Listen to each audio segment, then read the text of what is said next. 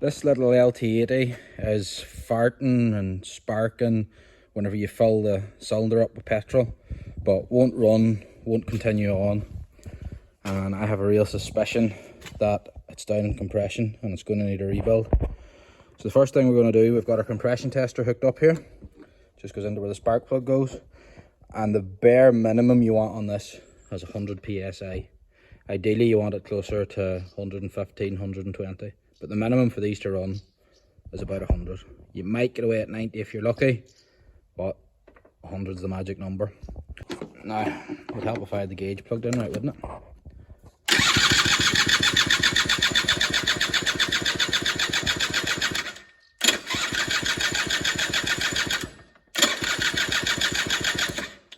So there we're getting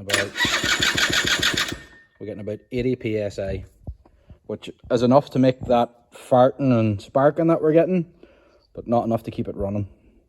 So we'll get a rebuild kit in it, see where we go from there.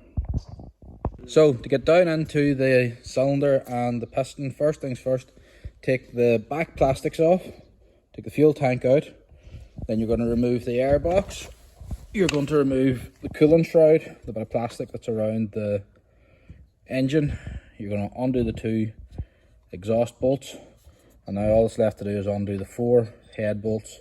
Head and cylinder will lift off, and then you can push the gudgeon pin out of the cylinder, and that should be your disassembly mostly complete. Here's what comes in the kit to rebuild the top end. You've got new cylinder, you've got a piston, small end bearing, set of rings, gudgeon pin retaining clips, 4 new cylinders, top and bottom end gasket, and a new spark plug. That's everything you need to try and get the compression back. Next stage of the rebuild, clean off the bottom gasket using a Stanley blade. Then we're going to put our new little end bearing into the top of the connecting rod, ready to receive the piston. To get the piston ready, we slide both rings on, make sure that they're lined up with the stopper, and we put one of the retaining clips into one side to hold the gudgeon pin when we slide it in. Now, once the piston's on, you put the clip into the far side of the gudgeon pin. Then what you need to do is squeeze the rings with your finger as you slide the new cylinder down over the piston, which can be a little bit tricky, but you will get there in the end. And make sure as you're squeezing that the rings don't pop past the retaining pins and go in the wrong spot, because they'll jam up if you do. Helps if you put a little bit of oil inside the cylinder and put a little bit of oil around the rings as well. Once you're back together, it's time to torque your head bolts up again. That's 115 foot-pounds, so I'm using this 1/4 inch. So what you want to do is you want to work in an X pattern. So you'll tighten that bolt, come across, tighten this one, then that one, and then keep going in an X pattern until you have all the bolts snugged down and they're up to torque with a torque wrench. Now that we have everything put together, let's pressure test it, see what we're coming up with.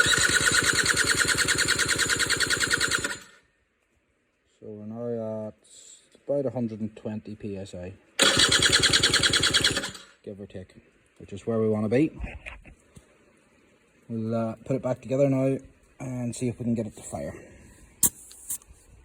Now, let's try and start it up. Ooh.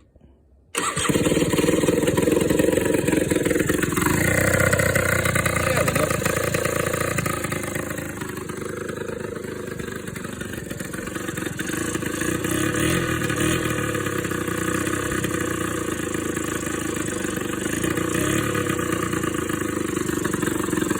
That would have turned the fuel on, wouldn't it? That's better sounding.